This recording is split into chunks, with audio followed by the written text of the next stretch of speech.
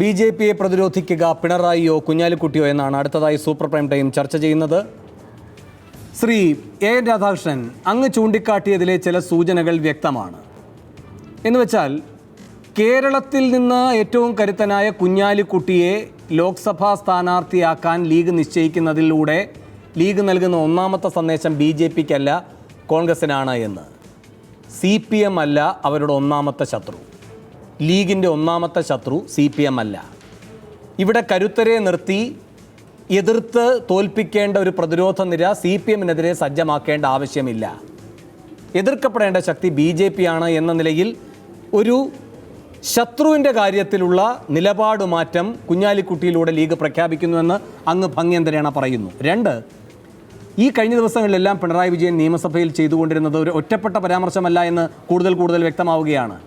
കോൺഗ്രസിനെയാണ് ഈ പറയുന്ന തരത്തിൽ ശിവസേനയെ വാടകയ്ക്കെടുക്കുന്ന കൂട്ടമെന്ന് അധിക്ഷേപിക്കുന്നത് പിണറായി.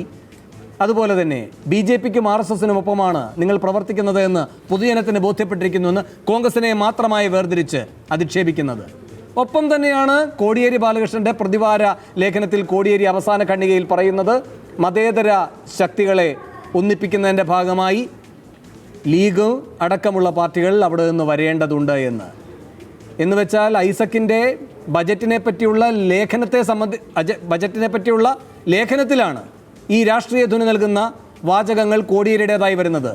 അപ്പോൾ പുറത്തു നിന്ന് കോടിയേരിയും നിയമസഭയ്ക്കകത്ത് നിന്ന് പിണറായിയും എല്ലാം മുന്നോട്ട് വയ്ക്കുന്ന രാഷ്ട്രീയം ലീഗിനെ സംരക്ഷിക്കുന്നത് തന്നെയാണ്. അതാണോ അങ്ങ് ചൂണ്ടിക്കാട്ടിയത്? നാളുകൾ എടുത്തതിന് ശേഷമേ ഈ കാര്യത്തിൽ CPM-ൻ്റെയും ലീഗിൻ്റെയും ഉള്ളിലിരിപ്പ് കേരളത്തിന് വ്യക്തമാകൂ എന്ന്? ഞാൻ ആദ്യം പറഞ്ഞ അവിടെ നിർത്തുകയാണ്. രണ്ടാമത് തുടങ്ങാൻ ഞാൻ ആഗ്രഹിക്കുന്നത്, ഇന്ത്യൻ രാഷ്ട്രീയ രംഗത്ത് എൻ്റെ ബഹുമാനായ ശശികുമാർജിയോട് പറയുണ്ടായി, എനിക്ക് മനസ്സിലാകാത്തത് ഇടതുപക്ഷം ഏത് തരത്തിലാണ് മുന്നോട്ട് പോകാൻ വേണ്ടി പോകുന്നത്. കാരണം ഇടതുപക്ഷ പ്രസ്ഥാനങ്ങളെ സംബന്ധിച്ചിടത്തോളം ഇന്ത്യൻ രാഷ്ട്രീയത്തിൽ യാതൊരു റോളും വഹിക്കാനില്ല എന്ന് മാത്രമല്ല, ഈ അടുത്ത കാലത്ത് നടന്നിട്ടുള്ള എല്ലാ തെരഞ്ഞെടുപ്പുകളിലും വന്നിട്ടുള്ള റിസൾട്ട് പരിശോധിച്ചാൽ മനസ്സിലാവും അവരുടെ വോട്ട് 100, 150 ഒക്കെയാണ്.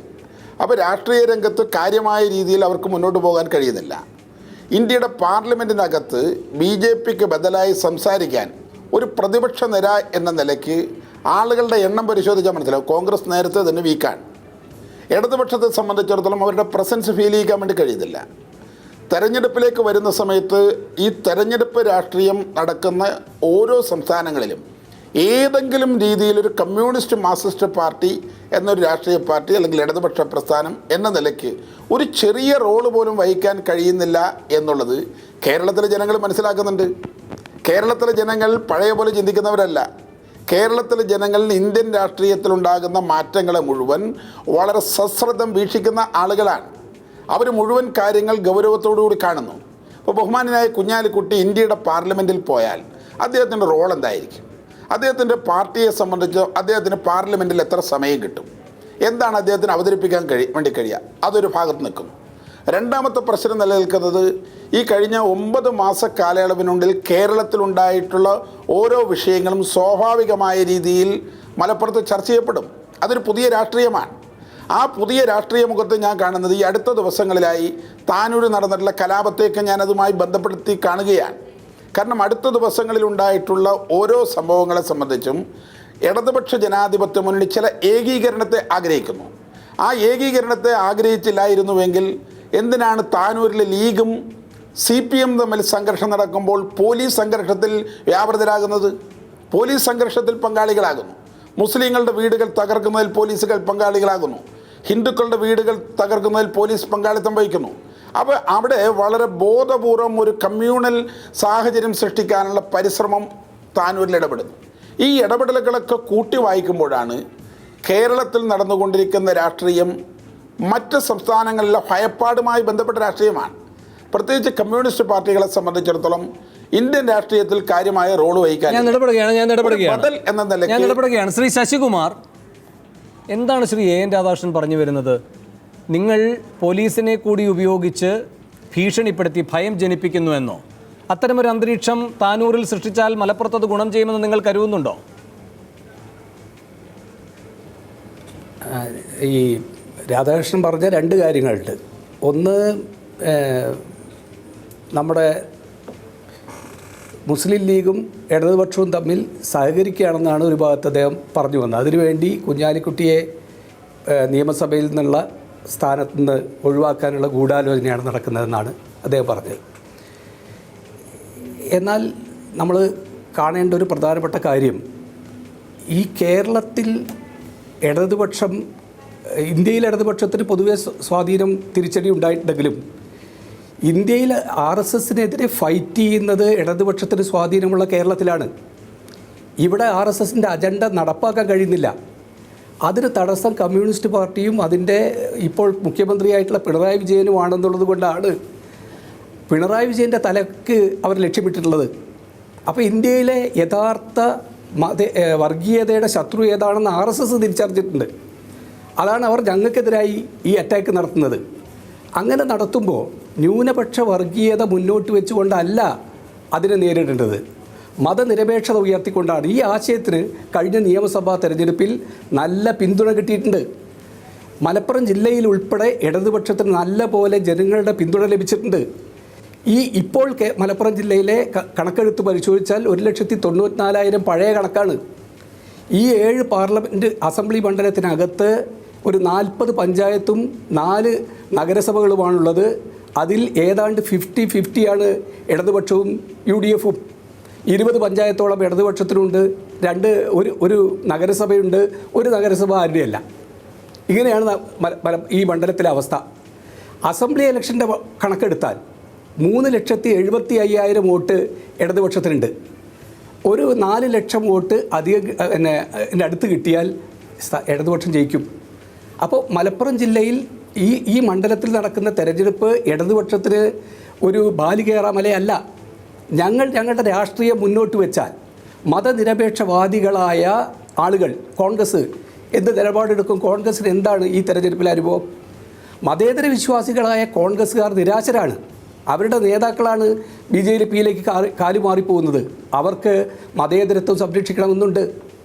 മുസ്ലിം ലീഗിൻ്റെ നിലപാടല്ല, കുറേ കൂടി ഇടതുപക്ഷത്തിൻ്റെ നിലപാടാണ് ശരിയെന്ന ഒരു പൊളിറ്റിക്സ് ന്യൂനപക്ഷങ്ങൾക്കിടയിലുണ്ട്. ശരി, തീർച്ചയായും. ശരി ശ്രീ ശശികുമാർ, അങ്ങനെയെങ്കിൽ എന്തിന് ആ ന്യൂനപക്ഷത്തെ പ്രത്യേകമായി അഭിസംബോധന ചെയ്യുന്നതിന് പകരം കോടിയേരിത ഇപ്പോഴത്തെ ലേഖനത്തിലും പറഞ്ഞു വെച്ചിരിക്കുകയാണ് മതേതര ചേരിയുടെ ഭാഗമാകാൻ ലീഗ് വരേണ്ടതുണ്ട് എന്ന്. ഇവിടെയാണ് ഈ പൊരുത്തക്കേട് വരുന്നത്. AN പറയുന്നതിൽ പൊരുത്തക്കേടുണ്ടെങ്കിൽ ശശികുമാർ CPMന്റെ നിലപാടിലും പൊരുത്തക്കേട് പ്രകടമാണ്. അതെ, ഇന്ത്യയിൽ ഒരു ഫാസിസം പരിപൂർണമായി ഇന്ത്യയിൽ കടന്നു വരികയാണെങ്കിൽ ഫാസിസത്തിനെതിരായി പിന്നെ പൊതുമുന്നണിയാണ്. ഇപ്പോൾ ആ നിലയിൽ ഇന്ത്യയിലെ കാര്യങ്ങൾ എത്തിയിട്ടില്ല. അല്ല, കേരളത്തിലെ കാര്യമാണ് പറയുന്നത് ശശികുമാർ. ഒരു ബജറ്റിനെ അവലോകനം ചെയ്തുള്ള പ്രതിവാര ലേഖനത്തിന്റെ അവസാന ഖണ്ഡികയിൽ പറയുന്നതാണ്, കേരളത്തിലെ കാര്യമാണ്. അതെ, ശരി. കേരളത്തിൽ മുസ്ലിം ലീഗ് ഉൾപ്പെടെയുള്ള കക്ഷികൾ വീണ്ടും വിചാരം ചെയ്യേണ്ടതാണ്. അവരിപ്പോൾ എടുത്തുകൊണ്ടിരിക്കുന്ന നിലപാടെന്താ? എന്താണോ BJP ഉത്തരേന്ത്യൻ സംസ്ഥാനങ്ങളിൽ ചെയ്യുന്നത് ആ തരത്തിലുള്ള ആക്രമണമല്ലേ താനൂരിൽ മുസ്ലിം ലീഗ് അഴിച്ചുവിടുന്നത്? ശരി, ഇടതുപക്ഷത്തിന് ഒരു ജയം കിട്ടിയത്. ശരി, ഞാൻ താങ്കളേക്ക് തിരികെ എത്താം. ശ്രീ സൂര്യദാസ്, ഇവിടെ CPM ഇറങ്ങി കളിക്കുകയാണെങ്കിൽ സ്ഥിതി മാറുമോ? കാരണം പിണറായി വിജയൻ എടുത്തുയർത്തിക്കാട്ടാവുന്ന ഏറ്റവും വലിയ വർഗീയതയ്ക്ക് ബദൽ മുഖമാണ്, സംശയമൊന്നുമില്ലല്ലോ. കാരണം സ്വന്തം തല കൊയ്തെടുക്കും എന്ന് വില പറയപ്പെട്ടിരിക്കുന്നു. ശ്രീ ശശികുമാർ പറയുന്നത് പോലെ ആരാണ് RSSന്റെ ശത്രുവെന്ന് RSS തന്നെ പ്രഖ്യാപിച്ചിരിക്കുന്നു. ഇതനുകൂലമാകില്ലേ? പിന്നെ ഈ പറയുന്ന 40 പഞ്ചായത്തുകളിൽ 20, 4 മുനിസിപ്പാലിറ്റികളിൽ 2, ഇതിൻ്റെയൊക്കെ ഒരു പ്രത്യേക പുതിയ സാഹചര്യം അവിടെയില്ലേ? സർവോപരി CPM ഇപ്പോൾ ടീസ്റ്റയെ പോലെയോ അല്ലെങ്കിൽ മറ്റേതെങ്കിലും ഒരു സ്വീകാര്യതയുള്ള ഒരു വലിയ സന്ദേശം ദേശീയ തലത്തിൽ നൽകാൻ കഴിയുന്ന ഒരു സമവായ സ്ഥാനാർത്ഥിയിലേക്ക് എത്തുകയാണ് എങ്കിൽ ലീഗിൽ തന്നെയുള്ള മതേതര ചേരി ശക്തിപ്പെടണം എന്ന് വിചാരിക്കുന്ന വിഭാഗങ്ങൾ, അതുപോലെ തന്നെ മുസ്ലിം സമുദായത്തെ പ്രതിനിധീകരിക്കുന്ന വിവിധ പ്രസ്ഥാനങ്ങളുണ്ടല്ലോ, അവരെല്ലാവരും ഇടതുപക്ഷത്തിനൊപ്പം ഒരു ഐക്യനിരയിലേക്ക് മാറുക എന്ന സാധ്യത ഉണ്ടോ? തള്ളിക്കളയാൻ കഴിയുമോ അത്?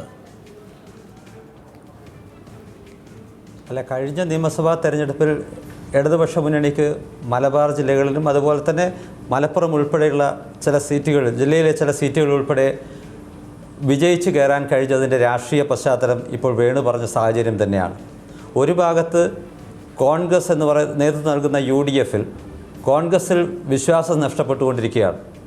ആ നഷ്ടപ്പെടുന്നതോടൊപ്പം തന്നെ കോൺഗ്രസ് എടുക്കുന്ന നിലപാടുകൾ ദേശീയ രാഷ്ട്രീയത്തിലായാലും ശരി, അതുപോലെ BJPയെ പ്രതിരോധിക്കുന്ന കാര്യത്തിലായാലും ശരി, കോൺഗ്രസ് എത്രമാത്രം ഇതിലൊക്കെ ആത്മാർത്ഥതയുണ്ട് എന്ന് പലപ്പോഴും കോൺഗ്രസ് പ്രവർത്തകർക്കിടയിൽ തന്നെ ഒരു ആശങ്കയുണ്ടാക്കുന്ന സാഹചര്യങ്ങൾ പരമാവധി മുതലെടുക്കാനും അതൊക്കെ ഗുണപ്രദമാക്കി മാറ്റാനും കഴിഞ്ഞ നിയമസഭാ തെരഞ്ഞെടുപ്പിൽ LDFന് സാധിച്ചിട്ടുണ്ട്. ഇപ്പോൾ മലപ്പുറം ജില്ലയിൽ നമുക്കറിയാം, ഈ കഴിഞ്ഞ തവണ അഹമ്മദിന് ലഭിച്ച വോട്ടിൻ്റെ ഒരു പാറ്റേൺ വെച്ചിട്ടാണ് അവിടെ നമ്മൾ പറയുന്നത് അത് അവിടെ മുസ്ലിം ലീഗിന് വലിയൊരു പ്രതിസന്ധി ഇല്ലാതെ ജയിച്ചു കയറാൻ കഴിയുമെന്നുള്ളൊരു സാഹചര്യം. പക്ഷേ ഇന്ന് നമ്മൾ കണ്ട ഇപ്പം നിലമ്പൂരിൽ കഴിഞ്ഞ തവണ നിയമസഭാ തെരഞ്ഞെടുപ്പുണ്ടായ മാറ്റം നമ്മൾ കണ്ടിട്ടുണ്ട്.